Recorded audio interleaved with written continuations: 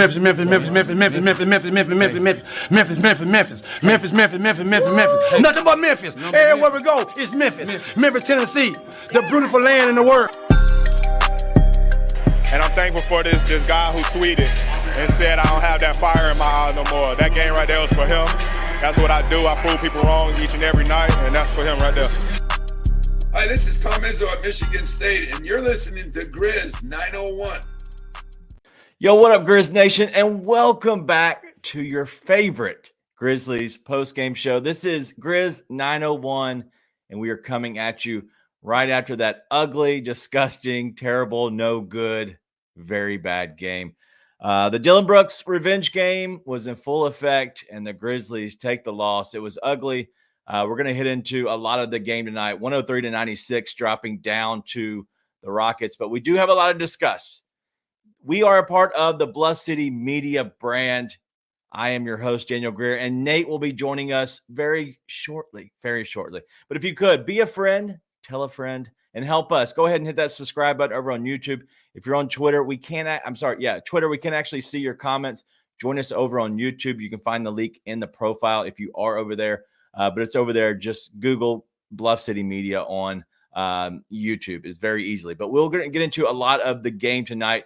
As you know, what we're going to do is break down the game completely. So we're going to hit about 20 minutes or so. We will hit and discuss all of in the ins and outs of the game. You know we're going to hit on Ziaire LaRavia. You know we're going to hit on Ziaire Williams. You know we're going to hit on Taylor Jenkins at this point. My God, it's disgusting what's going on. Where is X? Where is Conchar? Because even those two dudes are better than the white boy himself, Ziaire LaRavia and Ziaire Williams. Then after that, we're going to get into the second segment, and we're going to come out right away with an easy trivia question for Nate tonight. It's easy. I hope he can get this one. But after that, we're going to finish off with a little bit of Ja Morant talk on what's upcoming. What does the offense look like? Because obviously at 96 points, my God, do we need him? But we are now one game away from having him back. And then the third segment, it's all about the OKC Thunder. We're going to preview that, and we're going to give you a little pat on your booty and send you on your way. So if you could, wipe your feet, hang out with us. Let's go ahead and get the show going.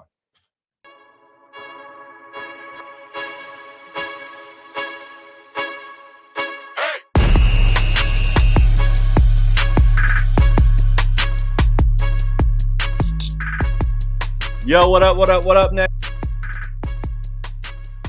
Man, you are on mute. What an idiot. You pick me up. Are you taking whippets? This is terrible. Look, it's Ziaire LaRavia. It's Ziaire LaRavia. White and worthless. Dude, that empty dude is calories just like it's empty minutes. Actually, it's negative. This is bad for me, just like LaRavia is bad for the Grizzlies. All right, listen. Did you notice everything was all Grizzlies? It was all Grizzlies till Ziaire LaRavia came into the game, which I didn't watch. We know you watched. Secretly, you watched. Let's get into a little bit of the comments because they're already flowing through. This is my favorite thing, as everybody knows. I'm going to try to do an intro that is a little bit, professional. I'm trying to get into a little bit of a tease, if you will. But we're going to get into a little bit of the game. But first, I want to hit on the comments. The Grizzlies do lose 103-96 to the Rockets. It was ugly. It was disgusting. Let's get into a little bit of this. Officially, Dak Daniels is on the hate train of Taylor Jenkins. And I have to say, Dak, me too. Yep. Me too. And then Shane says, I didn't drink nearly enough for this crap. And that's really what it is. But I'm trying. I'm going to do my best. Hey, this is, it's not your Jack you told me to get. It's Duke. Shout out to Duke. You would like something called Duke. And so Jack's, he's tired of watching the 2-3 players and not have no business being on the NBA court. Like literally, like you can look at those two dudes and see that they aren't ready. We're going to get into that very shortly. But one home win from LOL. Nope. Jones. And then making Alabama. All right. I don't know who this is, but he knows me. But what's up, man? I don't know.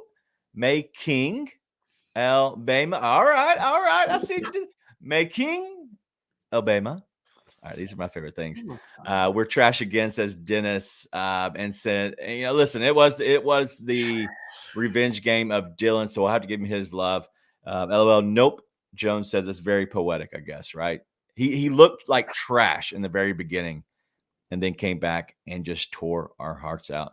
We're going to get into this comment a little bit later on from Dennis is why is LaRavia playing over anyone? But let's just go Lofton, X, Conchar. But you know what?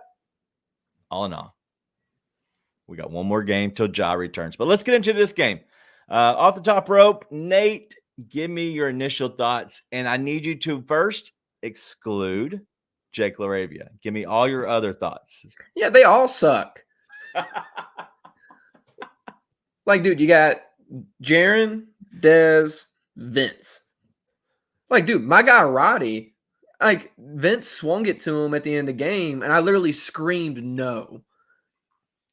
Right. I love David Roddy. I've been the president of the fan club. I still like David Roddy. But my God, dude, like, it's just so many dudes who just make loser plays. Yeah. Whether it's Santi, like, throwing it behind his back to the Celtics, or going up and then like going mid-air jump pass to David Roddy, like 8 seconds left on the clock. What do you think was going to happen there, dude? Mm-hmm. It's a bunch of dudes who don't know what the heck's going on, man. It's just terrible. It's so many guys who are just terrible. And you know what? Like, honestly, good for Dylan because it was good to see the crowd give him a little ovation. I think he's deserved it. I think everybody sort of come to terms with his time here was up, but he earned the ovation that he got. So I was glad to see that. If they're going to go out, might as well go out like that. And if you had any confidence in them making a shot to come back before he hit that, then you are a better man than me. Because they can't make a win and play unless it's Dez or Jaren. And the Rockets were making sure Dez and Jaren couldn't do anything tonight. They're like, you wanted an open shot and your name wasn't Desmond Bane or Jaren Jackson, you could get it. Yeah, for sure. They're just terrible. And then it's like they made an adjustment after the first quarter, and the Grizzlies did no adjusting. Nothing. David Roddy's guarded by Fred VanVleet the entire second quarter and never once touches the paint. Now I'm like, am I on crazy pills? Yes. Am I on crazy? He's twice his size. It's just insane. It's insane they can't find a way to make an adjustment. Like, honestly, I've not been a Taylor hater. You've not been a Taylor hater. I have zero defense for Taylor Jenkins on that. It was all Grizz. The Rockets made an adjustment, and then it was just they were dumbfounded. They did the same thing. Dez trapped himself in the corner 5 plays in a row. They kept screening left. When he's on the left side of the floor, they trap him. He have to throw it away, and then Bismack basically barely caught the ball. I don't know what's going on. Taylor, it's the same thing. The lineups are trash. The players are trash. No, you told me to come off the top rope and you told me I couldn't talk about Jake LaRavia. This is your fault. Yeah. I know the players are trash, but Jesus Christ, Taylor. Yeah. Like, no, listen, I wanted different.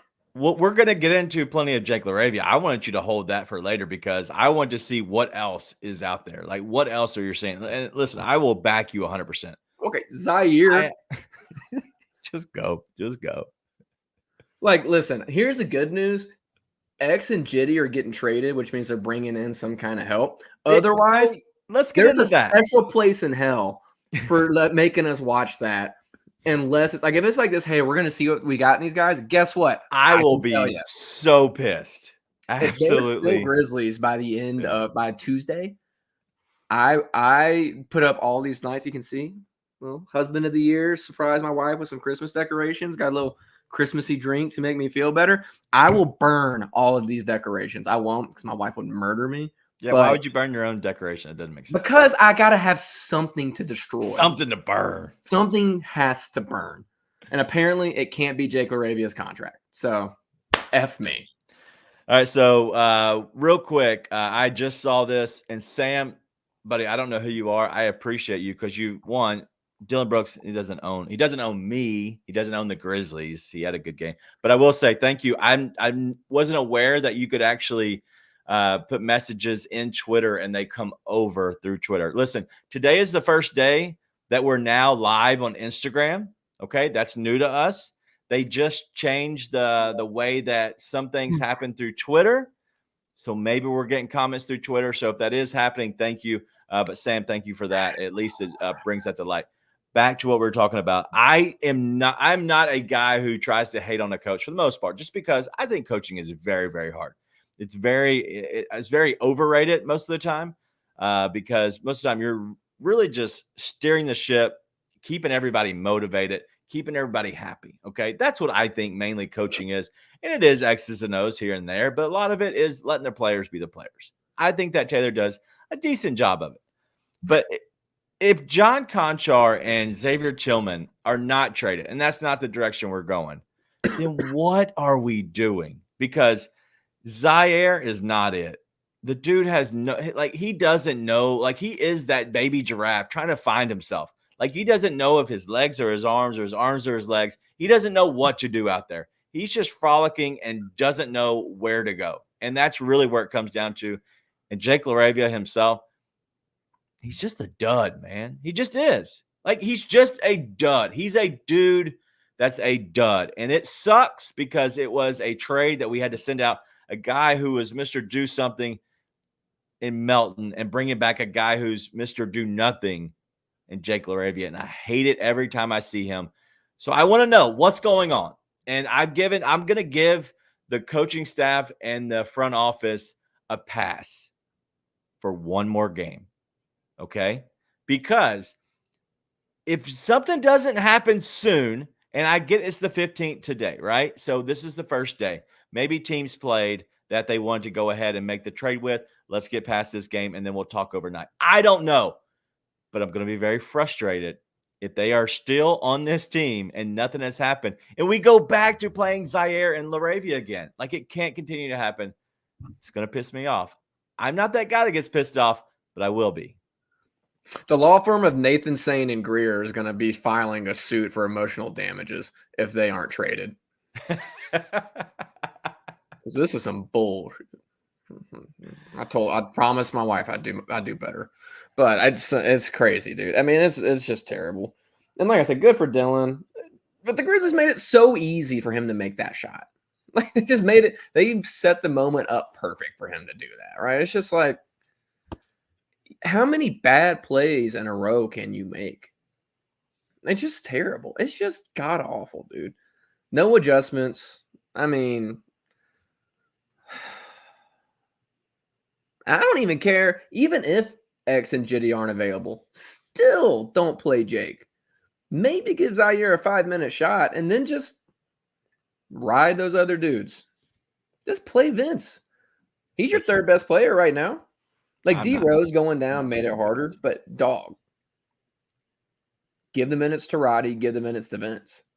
There's 0 point in playing those two dudes. Ziaire, the only thing he is supposed to be good at is defense. And I'm telling you, you and me, because he's so afraid of everything, could blow by him right now. You see him just being afraid of the moment. He's afraid of stuff. It's not like he doesn't have the tools to do it. We've seen him do it. He's just afraid of it. Can't catch a pocket pass, man. Yeah. Listen, I've never seen so many damn pocket passes in my life. That didn't get caught. That's the only reason you noticed them. We are a good pocket passing team. Not a good pocket catching team. We played the guys who are taller. Okay. They're not ballers. Okay. They're, shot call, whatever you want to call it. They are not those dudes. They should not be doing pocket passes. Jacob Gilliard, who you can fit in your pocket, should do a pocket pass. The other dudes don't do pocket passes because Bismack Biyombo can't catch a pass to save his life. If you throw it up, use the big paws, grab it with the big paws, keep it high, send it home. Well, that's what Bismack can do. And he did that in the first quarter, and it never happened again. Here's the problem. If you're Desmond Bane and Jacob Gilliard, you don't have any other choice because they're triple teaming you. That's what it is. But guess what? Kadarius Toney, you are a Memphis Grizzly. As soon as you get cut by the Chiefs, you can come not catch passes for us too. Dude, it's Kadarius Toney. I just spent the entire fourth quarter talking about how much of a loser everyone on the team is. Which is honestly, it's not the case. It's a bunch of dudes who are playing roles they shouldn't be playing. But dog, how many times can you make the wrong play? Santi making the jump pass out of a shot where he had an open shot. I'm like, dude, there's 2 guys on the court right now that have made a 3 tonight, and you're one of them. Just shoot the damn ball. Yeah. Riley Harris, we're going to get to your comment here in a second. He wants to ask about some realistic trade targets. We're going to get to his in a second. There are some more coming in. I just want to go through a little bit of the comments. As I've been cycling through, a lot of times we will hit on your comments, sometimes not, depending on if it's in the conversation. But what I will say is Titus Willis. Yes, I am happy for Dylan. I hate that he gave that to us. I'm happy for him as a dude because I know what it means as a human to stick it to your former profession, former friend, former girlfriend, whatever. Like you stick it to the man and you're like, see, told you. That's an awesome feeling. And so great for Dylan. I hate that it came at our expense. But I will say it was great for Dylan because he looked terrible in the first. Very, so bad. Like, he was literally not there. And then all of a sudden, dude just shows up out of nowhere and is like, hey, it's me. I learned how to shoot and I learned how to play the second half. Hey, it's me. It's the Mario. All right, I'm breaking up this comment from Dak. I'm sorry. It's here. If you think anybody's trading for Jake straight up, Dak, then you need to get off the drugs. All right, listen. All right, so let's go back to my starred comment I have here of Riley. Who are some realistic trade targets? Okay, let's get into that real quick because we're on it already, and I know you're talking about it. Okay, we're talking about Andre Drummond for Jake straight up. Why that works? One, the money works. Two, why would the Bulls want to do that? Okay, you want to be worse if you're going to blow it up. if you blow it up, you want to be worse. You want to have a guy who has potential.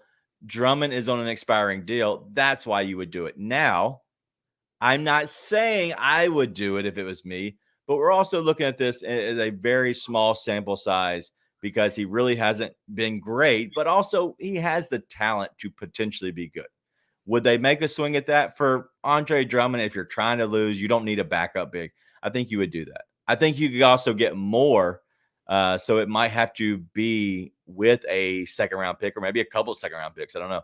But that's why that would be. Any trade should be for 2025, as Alan says. I agree. Yeah. But let's make it for the 24-25 season. I think that's what you mean. But yeah, for the next season, any trades you make should not be for this season. It should be for next season for sure.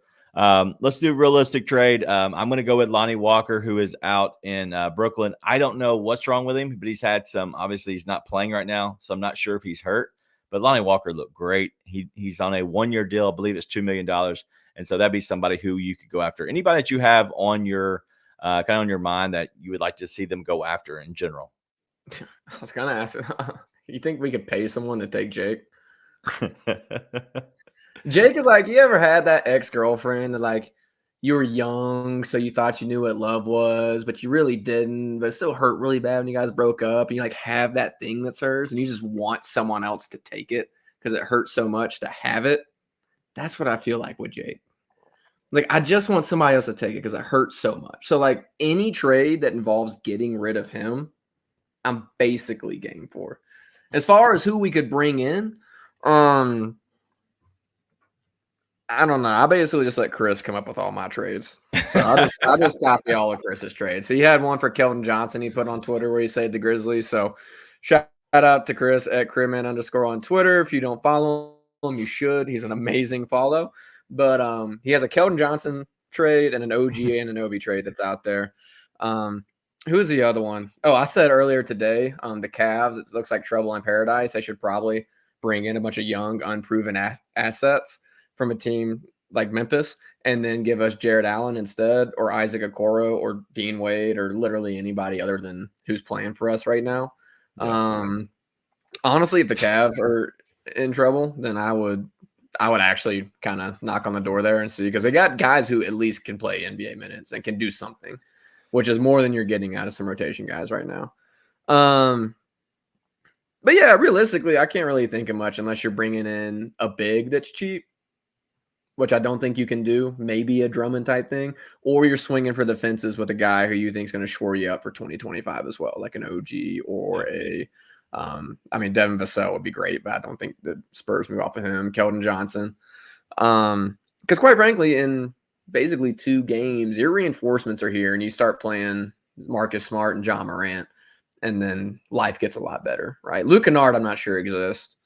I imagine Jitty and Tillman probably are gone. We're in agreement with that, right? Like they're probably gone. They have to be.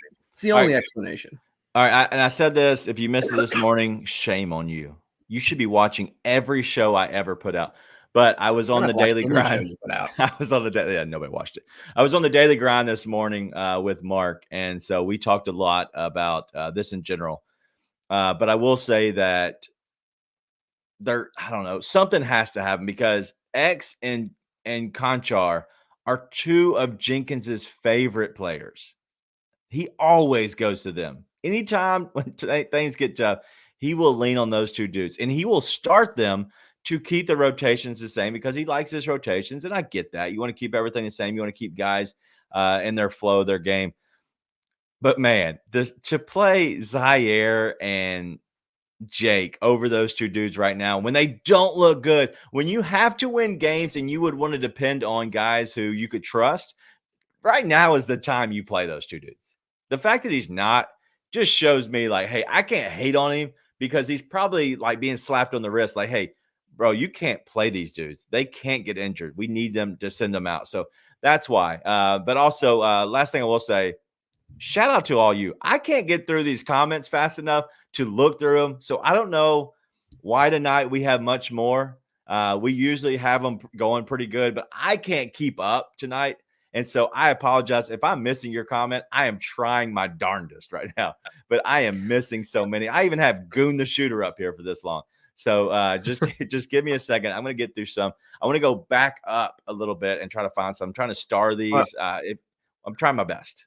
While you're getting into it, I do have to say, Sarah, my beautiful, amazing, wonderful wife, is sitting next to me. And as soon as you said it's good that he sticks with rotations, I just heard, So my wife, who did play college basketball, played basketball at a much higher level than you and I ever did, thinks you're wrong, and I tend to agree with her. I hate F those rotations, dog.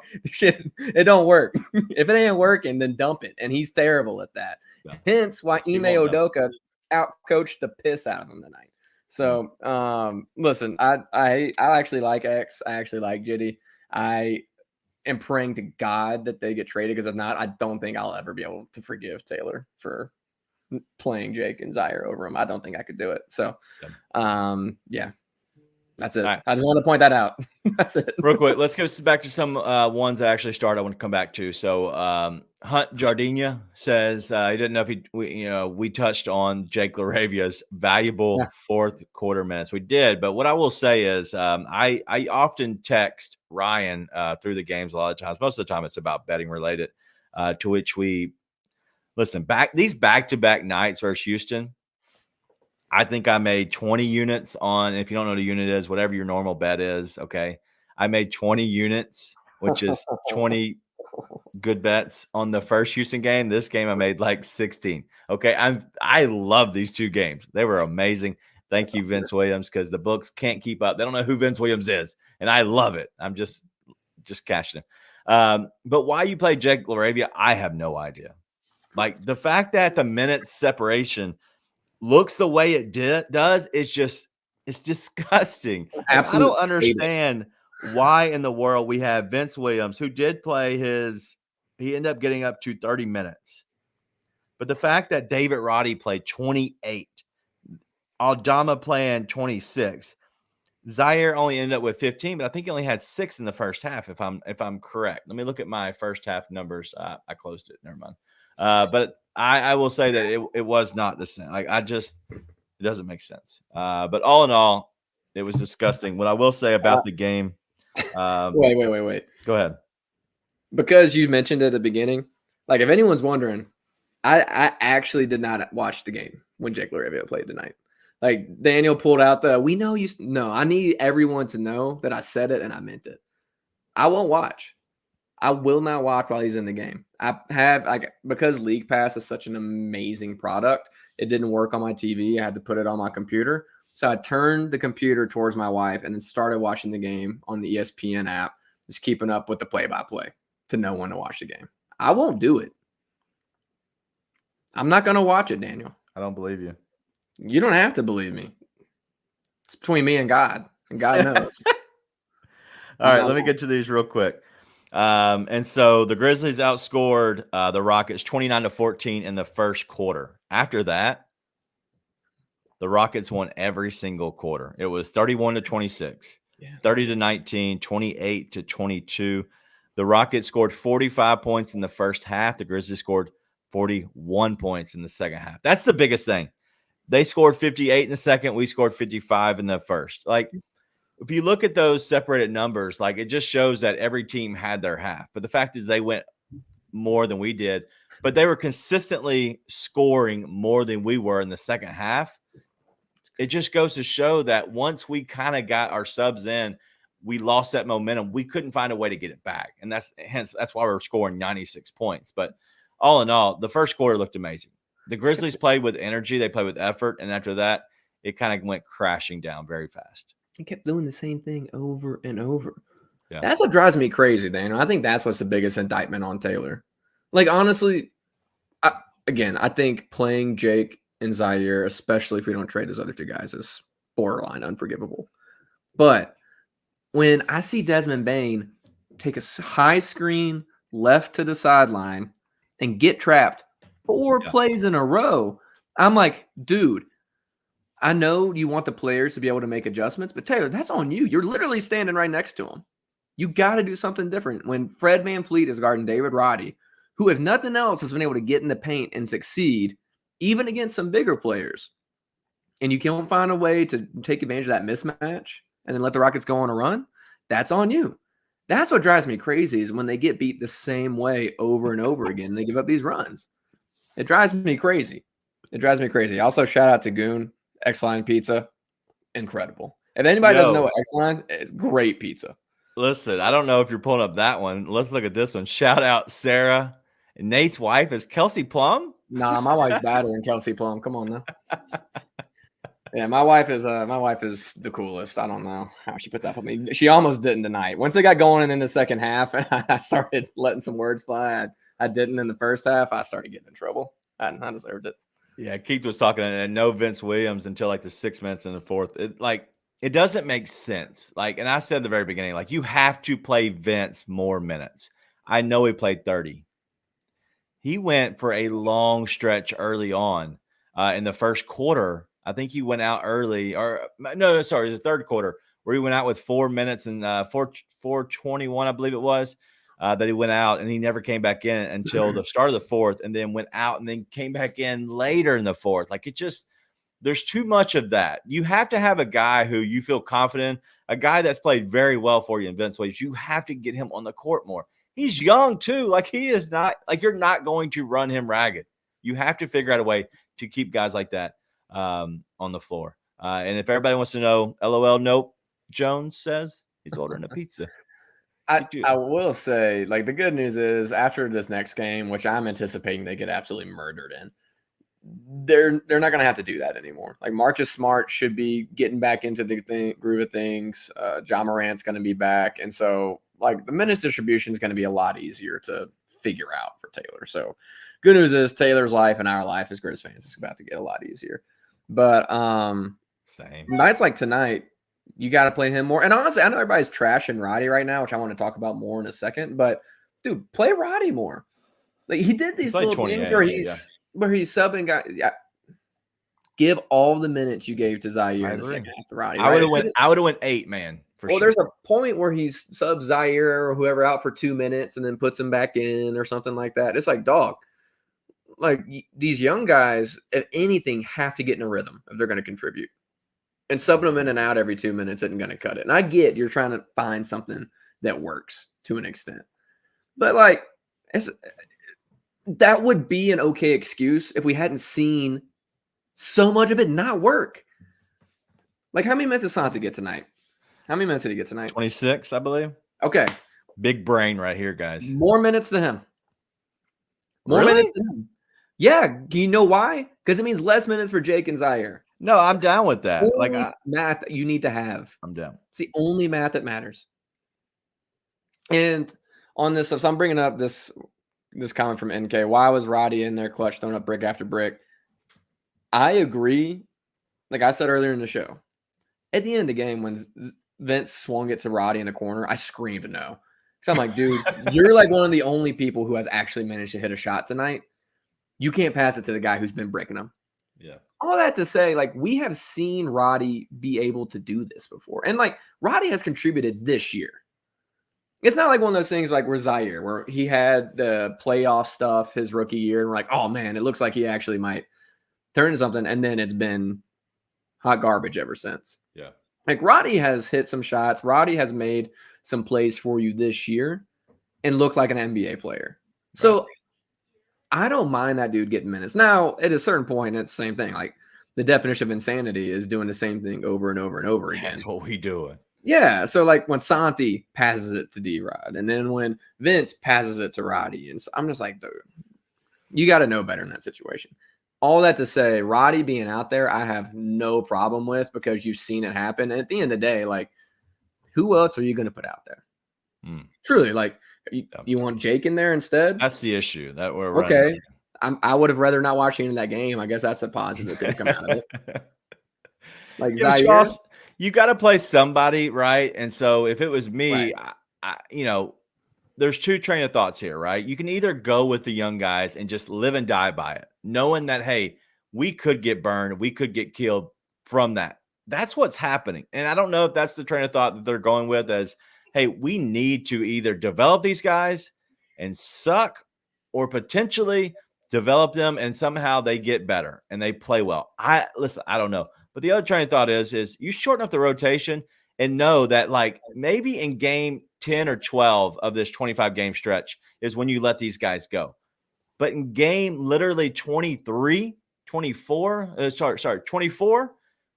like, maybe this is the time that we try to grab one more win, because you're probably not going to go. You're not going to get the win against OKC.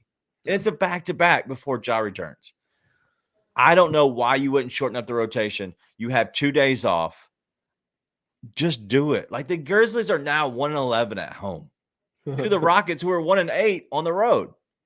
Like, it's just disgusting that we can't close out. We're playing so many bad people, and that is what it is. Like, we're playing dudes that should not be playing. Well, and bringing up NK's comment, we all would rather have Concha RX, but which is crazy to say. The basic, well, just for anybody who's coming in late, once again, I've seen a lot more people come in since we started the show, so thank you guys for joining us. But at the beginning of the show, we talked about, like, those guys have to be getting traded. If not, then this is unforgivable, and I will never forgive Taylor Jenkins for this. I'll be honest, like, I will never get past it. I will officially be on the sane train and the Chris train of, like, whatever, get him out of here. I can't take it. So we all would rather have that. They've got to be getting traded. It's the only excuse for them not being in there anymore. It doesn't make sense. Big Die says that X is still hurt. Listen, it could be. I think they would get in trouble if he somehow was doing medical stuff and wasn't being on the report at all. I think that's big money. And I don't think you do that for X. Luke Kennard, AC Surreal says, Kennard too, like, what's the word on him? Listen, I'm fine with trading anybody not named Ja, Jaren, and Bane. Okay, I think that's understood for most people. But the fact that he's not playing, a bone bruise is simply, honestly, it's deep into the interior of your knee. Okay, it sucks. It hurts. A lot of it's pain management. Let's just be real. But it can hurt or hinder your movement. A lot of times it just takes time for that to heal in general. And usually it's a month or two, depending on how bad it is. And I will say, like, as much as I said earlier in the show, I don't know if he exists anymore. I have gotten a bone bruise before, and those things hurt like a mother. Like, they actually hurt really bad. Who knows? But AC said, yeah, he's not even on the bench too. Yeah. And so that's a little weird. I know that him and his wife just announced that they're having a kid. That can't be it. Like, you announced that a couple days go by and you're like, all right, we've announced it. Let's keep on with normal life. Like, it's not like you have to be with them, but so there can't be that. Like, there has to be something else. Like special treatment, maybe. I don't know. But anyways, who knows? Who cares? But either way, he's not on the bench. He's not with the team. I don't know what's going on. There's got to be something that's happening. The fact that they let Jalen Noel. I saw Powell up here, and I can't get that out of my mind. The comment from NK, but Jalen Noel they let him walk.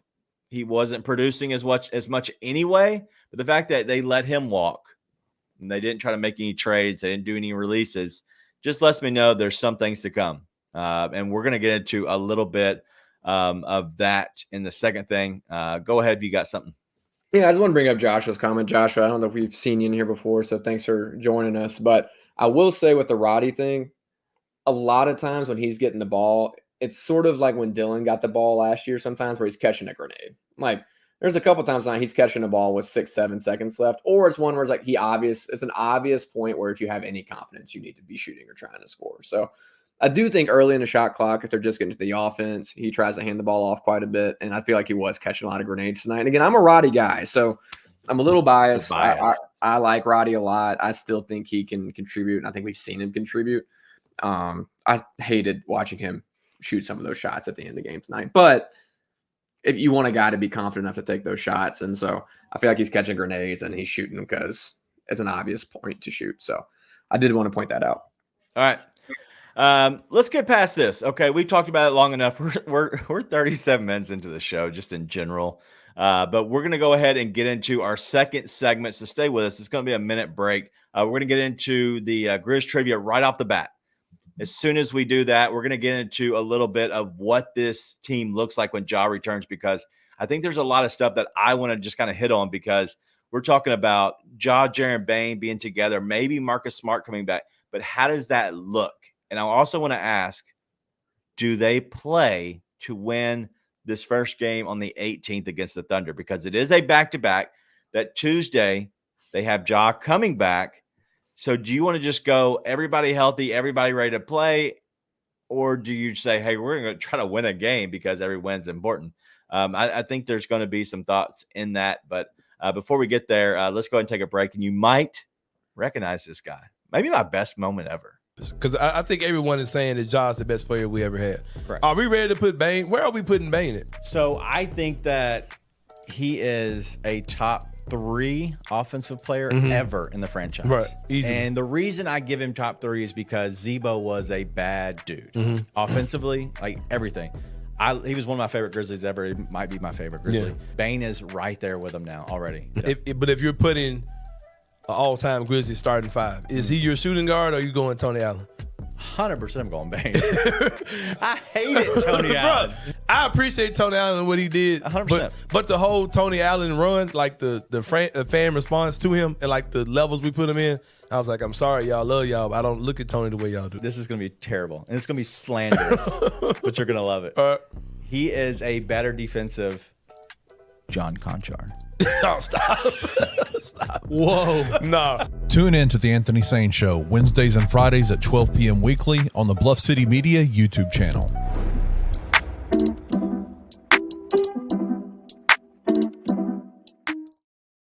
Yo, welcome back. Thank you for joining us. Tonight has been fun.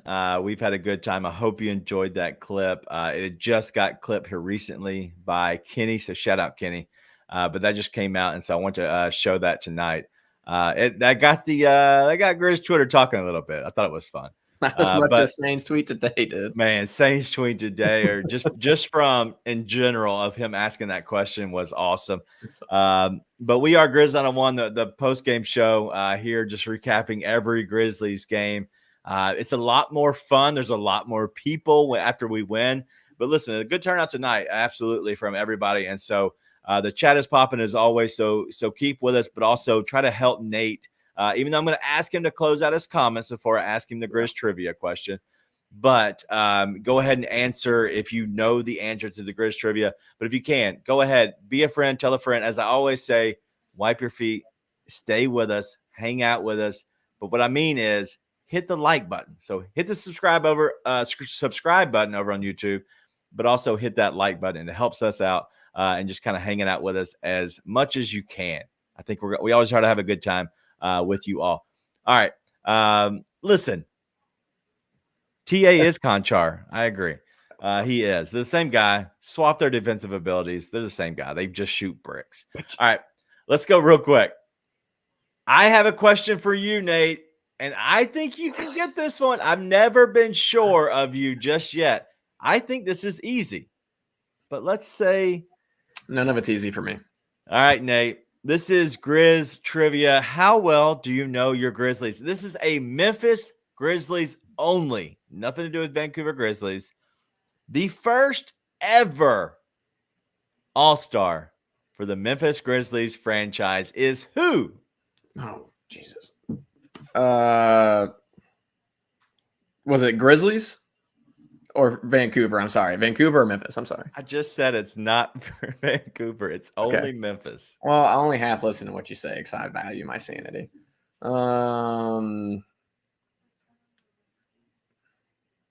No, couldn't have been. Wasn't Battier, was it? I don't know. Tell me. Listen, I just want you to give me your answer. I'm gonna say Battier, but I don't feel like there's any chance that's right. Chat, is it Shane Battier? Push your chat button.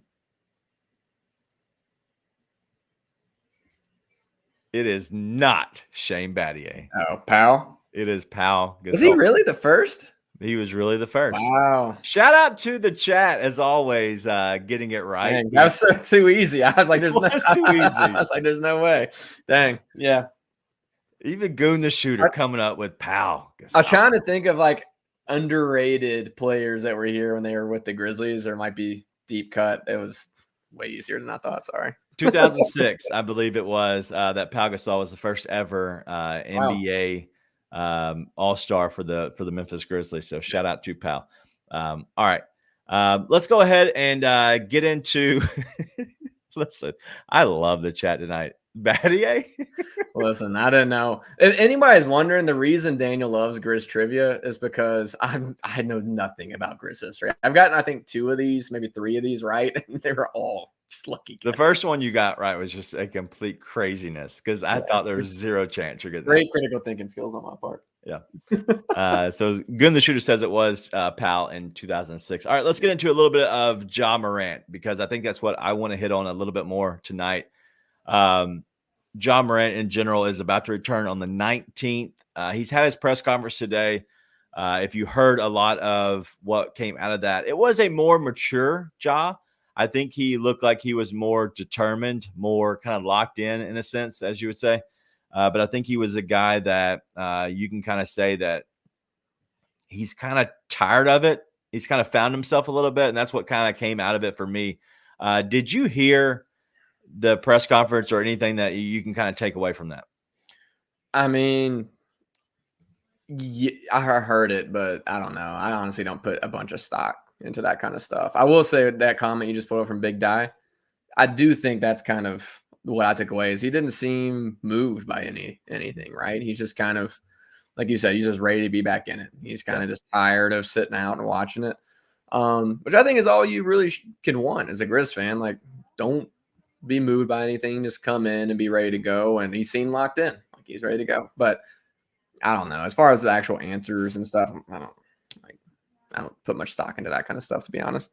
No, for sure. I think he looked locked in, relaxed, kind of getting ready to take the stage again in a sense. So yeah, we'll see. All right, let's go ahead and get into the offense and what it might look like with Ja. Better. How do you think it flows? Because you're talking about a guy in Jaren who has shown a lot of ability as of late. I think Jaren is the one who possibly could get hurt a little bit more of Ja returning because of his offense is mainly coming right now in Jaren. It's coming from the post, right? And I don't know if they've ever really played, together when Jaren was more dominant in the post. So I think it's going to get more of you getting used to compared to somebody you can just throw the ball out to in Bane who can create for himself. So what's your thoughts on whenever, kind of get back and what the flow of the offense might look like? The flow of the offense is going to be Ja Morant goes and scores, so we don't have to worry about this crap anymore. That's it. Simple. So we don't have to worry about David Roddy and Jacob Gilliard instigating or initiating the offense. Like, Dad, Bradley Beal got hurt again? Did he really? Sorry, Suns fans. Yeah, I just saw you. Oh, good God. Yeah, you got hurt. That's a bad roll.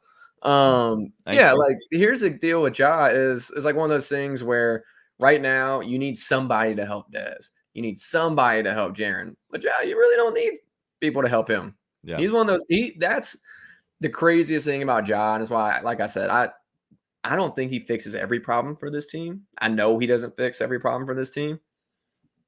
He fixes a lot of problems, because that's the difference between even Dez, who's been amazing this year, and Ja gets to that point where, like, you can't do anything. You can't stop him when he decides he's going to score on you. You just can't. And so that's going to be helpful, because then it allows you to stack minutes with Bane, stack minutes with Jaren, stack Bane and Jaren together when Ja's off the floor, and life gets easier for everybody. A lot of these shots that aren't falling for guys right now, the confidence that comes from having a guy like Ja on the floor where there's not the pressure to make every one of these shots, a lot of things are going to be a lot better. I'm not going to say. I was going to say even LaRavia might start making shots, but let's not get crazy. But at the end of the day, like, if we're talking about flow of the offense, the good news is you don't have to integrate Ja into anything. Like, you just put it out there and say, hey, dude, go fix this. So I think that's all you can have. Josh is going to go get buckets, and it's going to help the team a lot. All right, let's go ahead and get into a little bit of these comments, because I think they're important. I agree. I think we can talk about that. But as Joshua Esplin said, he's worried about, like, Desmond and Ja kind of playing together. I worry less about those two dudes, because they can both create. I think you can kick out, and you can kind of – I don't know if y'all saw it tonight. I believe it was the end of the first quarter. It looked like our offense, if you know what motion offense looks like, where there's, movement into the middle, kicks out, it kind of spins around. It's almost like a circular motion, like like the toilet, go in the water, whatever. It looks like everything's spinning the right direction, because everybody's, filling your spot as you go into the paint. And it's just always a rotation coming in and out of the offense, mainly circled around the paint. Well, that's what you get with Ja a lot of times. But because of Dez being so good, I think you're going to see that even more, because Ja's going to try to get into the paint. And at that point, it's a kick out. And if it's not to Bane on the first kick out, the second kick out is going straight into Bane, who's going to do the exact same thing that Ja just did and get to the paint, where it's continual motion. And so that's what I think it's going to end up being with those two dudes. The person who I think gets hurt by that, like I said, is Jaren, because I think he's the guy who kind of gets stuck where he might be the floater on the outside. Or, in my opinion, I think you run him in all the screens, just like they did in Olympic basketball. If you run him in all the screens, he's always in motion. So that means you can easily dump to him, kick out to him, let him flare. He can go roll with you. But he's actually involved compared to the other way around, where he could get stuck out to being just a guy out in the perimeter. I think you can fix that by stacking the minutes correctly, where Jaren is out there either with Bane, or he's the one that has to go solo sometimes. So you don't have to worry about that kind of stuff. You can just feed him.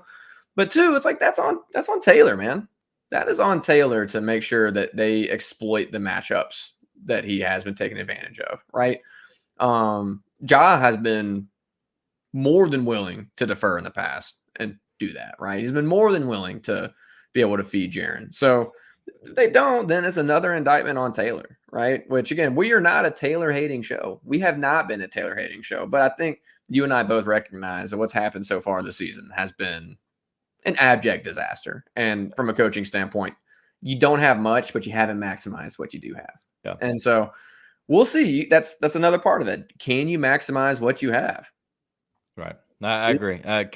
That's the problem. When you get Ja back, can you, as Alan says, the core three all surrounded by a bunch of scrubs? It's not on Taylor. Listen, I will agree with that one if it was surrounded by a bunch of scrubs. The problem is all on Taylor. When Ja gets back, I believe you're going to get Smart back. You possibly could be getting Luke back. There's a possible trade in the works. I would say that has to happen, because the fact that you're getting more guys back, which would mean that your roster upgrades just automatically. And so I don't think that it's all on Taylor, obviously, at that point, because they are bad. But I think you also have to put some on Taylor, because if, as right here, as NK says, if Taylor can't get the core three to all play well together for another year, then yes, he should be gone. I will agree with that, because eventually you got to take stepping stones within an organization, within a business, or whatever you're looking at. If you're not properly taking the right steps, then you eventually just got to take the top off and you got to put in new leadership to head the right direction. That's how it works. That's business 101. Right now, if he can't take you to the next level as a coach, as a leader, then you do have to actually take him off and move him out of the way and grab somebody who you think can. The problem is, who are you getting? I don't know anybody that's out there. You can't get a young coach. A young coach is like, that's not what you do anymore. Okay. Yeah. We don't need prove it coaches anymore. Bud. Yeah, we don't need prove it coaches anymore. Yeah. So do you get rid of the apprentice and go to the master? Yeah, exactly. Unless we're getting off mini Bud for Bud. Unless we're getting Pop, the real master of the masters. Yeah, we're not doing that. What would be amazing is for Taylor to put it all together, put the pieces together, and then go on the run of runs, right? Because it's one of the things where I think in the past I was a huge, like, he should have won Coach of the Year over Monty the year Monty won. I agree. I don't think that's a hot take, honestly. No, it's whatsoever. not. So we've been fans of Taylor. It's just one of those things where this year you look at stuff and they're like, dude, I know you don't have a bunch of players, but some of these lineups, I'm like, dog, what are we doing? You know? Yeah. Obviously they're not going to fire him this year. That's not going to be something they should do. And like, I don't know that he should be gone next year if you can't maximize it. It's only because of what you said, which is who are you going to go get, man? Right. Who are you bringing in? Like, don't bring in a first-year head coach. That's a terrible idea. So like, what are you going to do? And then you say, oh, Ty Lue. No. Okay. Like, no, I wouldn't mind getting Ty Lue, but okay, let's go get that guy from Los Angeles. Let's get that guy to move out of LA that's already won like however many champions. Like, right? Like, what are we doing? So yeah, it's we should see if Jackie Moon's available. Shout out Shane. Yeah. Shout out to that comment, Shane. So I want to hit on Keith that I had this start. I want to bring this back up. He's asked the question, do you think Jenkins finally has some accountability with the front office when Ja gets back? What I will say is absolutely no. I think if you had to bring in Jenkins in the front office, them dudes like this. I could be completely wrong. I think they are lock and step for sure. I think, if anything, the front office is the one telling Taylor what to do out there. In a sense, yes. Like, I'm just going to be honest. Like, I don't think like Taylor has more say over what the front office does than the front office has say over what he does. If they are at odds at all, right? Like, otherwise, explain what's happening with Ziaire LaRavia right now. Like, come on, man. Like, you could say, okay, Taylor just loves those guys, but chances are they spend a first-round pick and they're trying to maximize it. Sure. Or they're trying to trade those other two guys. They don't want them to get hurt. And so they say, hey, play this guy because we're trying to move these guys. Right? So I don't think there's much accountability to be had. I'd say it's much more likely he's doing what they're asking him to do right now. Right. 100%. Listen, I think they're on the same page. I think Taylor is the kind of coach that they would like to have, because not saying they do everything he says. I think he has the locker room still. I've always said, as long as a coach has a locker room and you're putting out a good product, I don't know where else you can go for the most part. I am not the guy who says fire coaches. I am not that dude. As I said earlier in the beginning of this podcast, this is not a fire coaches show. I don't think coaches have that much importance in just a normal team. I think it's mostly on the talent, the players. I think you can direct them. You can steer them in the right direction. I also think that out of timeouts, you can have those X's and O's plays. I think late game stuff is important. Feel is important. I think he does struggle at feel of a game because I think he has the mind, like his, like you have the stats. Always got to go to the stats, just like as you see in football right now. Like if it's 4th and 2, you almost have to go for it if you're on the other side of midfield. But if it's 4th and 7, then there's like a certain percent that you might want to do it and then you don't want to do it. Listen, I don't know. I feel like he's the same way. He kind of gets lost in a lot of the analytics of the game, and that's fine. But you don't want to have too much of that in the game where you lose your feel. I did want to bring this up too, because I do think it was actually something I was thinking about today while we're watching John that press conference. Like, that's a dude that is still bought in here. And especially a place like Memphis, like, you don't want to alienate players by getting rid of a coach they want either. Right. And so if you can go get a guy that's an awesome coach, then the players, and then you go to the business side of like, hey, this is a good coach. The business is the business. buy into this guy, and it makes sense. But you don't get rid of Taylor to bring in just anybody if he still has those guys, right? So that's just another part of it that I do think kind of is underrated part of him being the coach of this team is he has those young players bought in, right? And bought into him and his coaching style and that relationship. So if it gets to a point it's untenable, it doesn't matter and you go get a new coach. But until it's gotten to that point, unless you have a rock star replacement, you don't make a move just to make a move. Listen, I will say this right here, and this is kind of what I've always said, is he's improved every year. If they can figure out a way to get in the top 8 when Ja returns, I don't know if you can give as much to Taylor, okay? But the fact that they can somehow get into the 8 says a lot about Ja Morant, 100%. I don't want to take anything from Ja Morant. But that also goes into coaching too, because you're going to have to keep these guys ready and locked in for the next 57 games. And I'm talking about at minimum as 65% win percentage. At minimum. And that's all year long. That's missing out on all the big runs where you take the big losing streaks. It's a consistent night over night. You have your team locked in. That's where a real coach comes in, is if you can keep your team locked in, even in the toughest parts of the season, I think it's very important. And so we're going to see 100%. You're going to see what the coaching staff, what the players are made of this year. This is a year where the first 25 games sucked. They have sucked. I promise you. I've been on here on video most of the time just wearing it. It's not been fun. Okay, so I know it sucked. But the next 25 could be effing awesome. Yeah, two things can be true at once, right? Like the dude could come back, improve, show a lot of improvement, be a better coach, things go well, they make an adjustment. Obviously, the roster he's had has been just absolutely terrible, right? That can all be true. It can also be true that you shouldn't have dropped games to the Wizards. You shouldn't have dropped games to the Jazz. You shouldn't have dropped games to the Trailblazers. And you didn't have this team ready when those games happened. Yeah. Right? You shouldn't have dropped that game tonight, man. Truth be told, you shouldn't have pulled Jaren when you pulled him in the first quarter when all the momentum's on your side and you have a chance to bury that team in the first, man. You have a chance to walk up out of that first quarter up basically 40-14. Yeah. Right? And you just decide to stick with your subs. It can't freaking happen. That's the kind of stuff that, like, two things can be true where, yeah, the roster's terrible. He's been a good coach in the past. He's done some really good things. At the same time, he has shown deficiencies this year. Deficiencies that can cost you at the highest level. Yeah. Right. So I think everybody has a point, but right now the Taylor haters have the upper hand. 100%. And I eat crow all the time because I've been notoriously, I try to back coaches in general, but I back Taylor and I have to wear it most of the time. All right. Let's move on to our third segment, which is going to be all about previewing the next game that's coming up.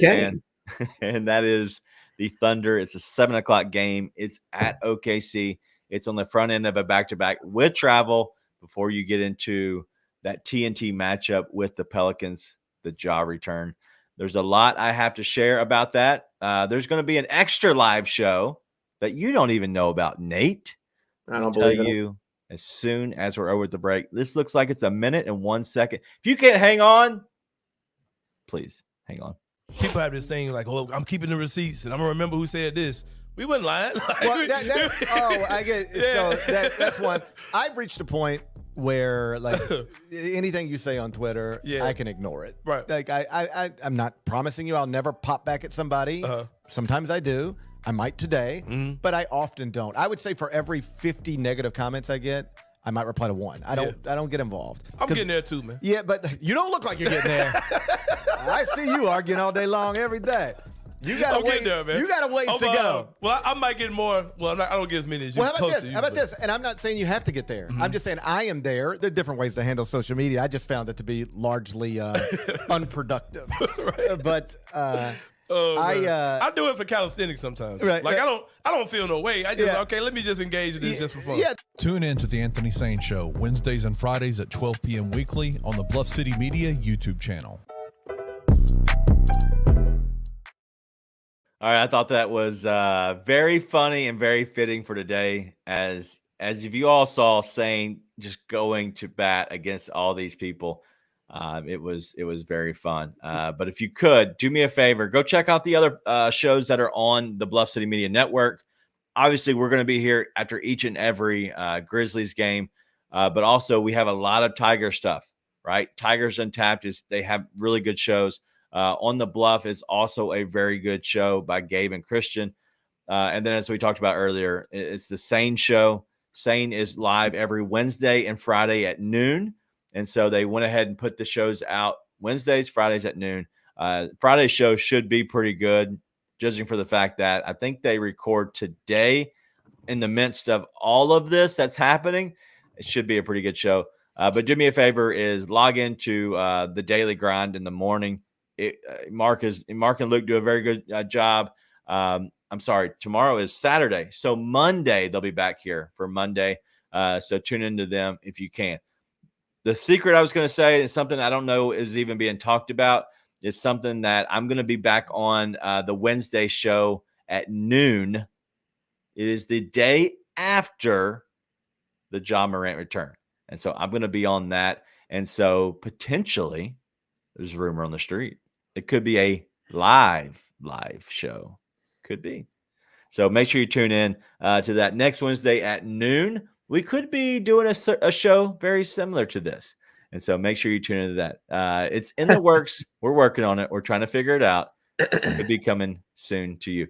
Let's go ahead and get into the Thunder preview. The Grizzlies take on the OKC Thunder on the 18th of December, getting very close to Christmas.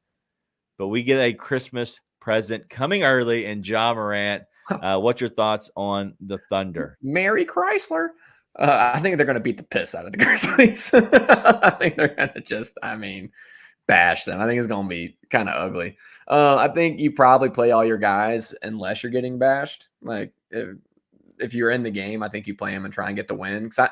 What you were talking about earlier, of like, do you want to have everybody just come into the other game fresh? I think Ja coming back just gives everyone a jolt of energy. I don't think you worry about that on that back-to-back. So, that being said, that Thunder team has got way too much offensive firepower and honestly size for you. Like they're bigger than the Grizzlies, which has been something they've struggled with a lot in the past, which is another reason why it's a shame they couldn't take advantage of the Rockets games. But yeah, like it's going to be whatever. I think it's probably going to get ugly, but hey, the Grizzlies have showed up against teams that didn't expect them to so far this season, and I don't think they're a juggernaut like the Wolves are. So could end up going really well for them. We'll see what happens. I will say, everybody that's in the comments going back and forth about Taylor and him and his coaching abilities and what happened in the playoffs, what hasn't happened in the playoffs, like it's okay, guys. Take a breath. No one sits there and says we hate Taylor Jenkins. We just say, hey, it wasn't great. Maybe some of you guys do hate Taylor Jenkins, but don't. It's not worth your energy. And some people are like, hey, he could be doing better. You're absolutely right. Nah, but let these guys go. Don't have to do drugs either. I'm telling you, because you have to prove your point. Don't stop. Being able to watch Grizzlies basketball without having to watch Ziaire and Ziaire LaRavia minutes is going to hit like crack. So don't resort to drugs now, because you're going to get that same high in a couple of games when you don't have to watch that anymore. So namaste. All right, enough of that. Shalom. Tonight, the Kings and the Thunder went at each other, 128 to 123. It's arguing time. I like that. Eat crab. Shout out to that. You could be coached by Monty Williams, who just decides that's one player that you hate, no matter who you coach. It has to be a player on the team that you hate. I guess it's better if you love everybody. I don't know. Maybe not. So OKC lost tonight to the Kings on the road. They lost 128 to 123. SGA 43 points. Fox 41. What a duel, man. You know what I hate just in general about that is we're not going to get Ja versus SGA. We do still get Bane, but it's not the same as Ja versus SGA. But SGA has been a menace. But I'm excited because I think that this game tonight I saw another good game out of Vince. Vince will get the start on Monday. I don't see any way possible they don't go with Vince. He was the best of the worst, right? And so that being said, I'm going to go with Vince. I think Vince guards SGA. Dude, I think that Vince could do a really good job on SGA. It could come. It could be coming. Could be coming. It could be a coming out. Or well, let's just say this about Vince too. Vince has been good, period. Yes. Vince has not been good comparatively, right? He's not been good relatively. Vince has been good. Like Vince has been rotation player, like not even 8, 9, 10, like 6, 7 level guy, right? Even for this team, way higher. He's like the third best player for them tonight, right? So he has been really good, and he's honestly, I think we talked about this, been what we hoped he could be after what we saw in summer league and preseason type stuff. So that's been really good. But against the Thunder, absolutely, you've got to start him, right? You've got to have him on SGA. But the problem with the Thunder is they do what the Grizzlies don't, which is everybody contributes, right? Like you got Lou Dort. Lou Dort contributes. SGA contributes. Josh Giddey can contribute. Like there's nobody on the court at a given time for the most part for them that isn't a threat at some level. And the problem is for the Grizzlies, you're playing guys right now that honestly just aren't a threat in any way. So it just can be a bit of a train wreck. So that's my main concern is the Grizzlies. It's going to be a little bit of 5-on-3 at certain points, most likely when you're out there. Okay. Looking at this team, what they do is they play their 5 guys. All 5 starters had 29 or more minutes tonight. SGA had 38. The one that had the least was 2 guys at 29 with Jalen Williams and Josh Giddey. So you're talking about a team that's going to play their dudes. And so with that being said, I really just think that they have to figure out a way to maybe play our dudes more. And if you look at their stuff, they did go, it looks like 12 deep. I think that's, just because they played 2 guys, a 5 and a 7, just to make men's meet in a sense. I'm not exactly sure. I wasn't watching the game. I'm not sure what you just tried to say. But they're trying to figure things out, I think, within those extra guys. But nobody on their bench played more than they played one guy at 19. The rest of them played 15 or less minutes. So, I just think that this team has a lot of length. They're going to shoot some 3-pointers, but it's not a ton. There's nobody just popping off for the most part. SGA is not a big-time 3-point shooter. He will shoot some, but he's not going to just completely go crazy with 8 to 10 3-pointers. And so I think what you have is you have to defend the paint. The Grizzlies do a very good job of that. And because of that, I think they have a chance to win this. You can play a little bit smaller just in girth with Bismack Biyombo. Bismack played a really good job tonight on actually getting some key rebounds. But would you put Bismack on Chet? You have to. Yeah, you have to. Because you're have to play Bismack over these other dudes. Well, you're not putting Jaren on Chet either, right? That's just, he's probably going to get into foul trouble. He's going to get too handsy. So you put, I think you put Biz on Chet, and then you probably put Jaren. I would guess they put him on Lou Dort, but I would just soon have him on Giddey, to be honest. I wouldn't mind Jaren being on Giddey. I don't know. He might be. He's so old, Giddey won't want to touch him. So at least have that going. How much are they paying Davis Bertans? Anybody know? Sorry, anytime I see Davis Bertans is playing for a team, I start laughing immediately. He's too old. He won't pay for $60 million, whatever it was. What's crazy though, the thing is going to be trouble for them. Honestly, putting Biz on Chet, putting Jaren on whoever, that's not the biggest issue. The issue is that their wings are so much bigger than our guys. Right. Our guards and wings are so much bigger than our guys. That's the problem. But yeah, it's Jalen Williams, Santa Barbara. Jalen Williams, I think is awesome. He only went 2 for 14 the other night, 0 for 4 from 3, but that dude's really good. That was tonight. Lou Dort has improved so much. Even Arkansas, Jalen Williams, pretty good. Isaiah Joe, 1 for 5 from 3, which is the worst he'll do all season. So They don't shoot a ton of threes, but when they do, they tend to make them. Like they shot 30%, and that's very surprising to see. Yeah, in my opinion. Well, listen, I think it's going to be a good matchup. I think this is a throwaway game, just in general. I think it's always fun to see a young up-and-coming team. They are third in the West currently right now. And so I believe it will be a fun game to watch. They're going to play their guys. Grizzlies, they don't necessarily play their guys. The great thing I will say is Ja's coming back. And so, yes, they might lose, and they probably will lose. But that whole conversation gets flipped the next night. And so I'm excited. I don't know. The excitement level around the fan base has to be at an all-time after Monday. I think it will be, because it's almost like Christmas morning. You're getting back a guy who is your best player in your franchise ever. Has to be. And the Pelicans have way too much size for the Grizzlies to handle, and they still might come out and win that game, because that's what that does. I'm telling you, it's a mindset that comes with having Ja Morant, right? Like that's a dude that can score on anybody. Anybody. Wemby, 7 foot, $1 million, doesn't matter. Ja can score on you. Right. And having a guy on the floor that hey, if I miss this shot, it's okay. Ja's going to pick me up next play. It just helps so much. So it's going to be awesome. I could see them rattling off a few wins in a row after that, especially if Marcus Smart's back. So hopefully we don't just get Ja Morant, we get the cavalry. We definitely need the cavalry coming back. Marcus Smart is possibly going to be coming back. I'm not exactly sure. He is going to be doing some 5-5. They do have 2 days off before the next game.